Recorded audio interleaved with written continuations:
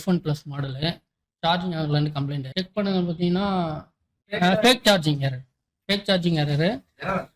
Charge ஏறுற மாரி காட்டுது, சார்ஜ் ஆகல. போர்டில் செக் பண்ணதுன்னா காயில் தான் ப்ராப்ளம். காயில் டேமேஜாக இருந்தது. காயில் மாற்றியும் சுவிட்சிங் ஆகலை.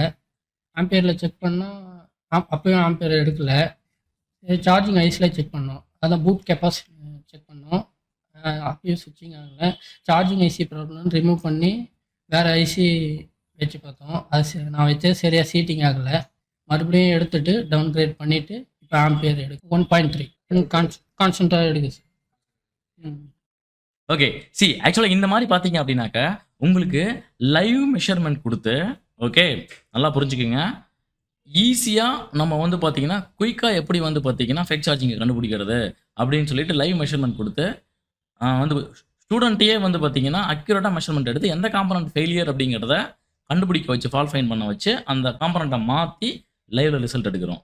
உங்களுக்கும் இந்த மாதிரி நீங்களும் கற்றுக்கணும்னு ஆசைப்பட்டீங்க அப்படின்னா, அக்யூரேட் மெஷர்மெண்ட் சர்வீஸ் பண்ணணும்னா, அசம்ஷனில் இது பிரச்சனையாக இருக்கலாம், இது பிரச்சனையாக இருக்கலாம் மாற்றுறது அல்ல.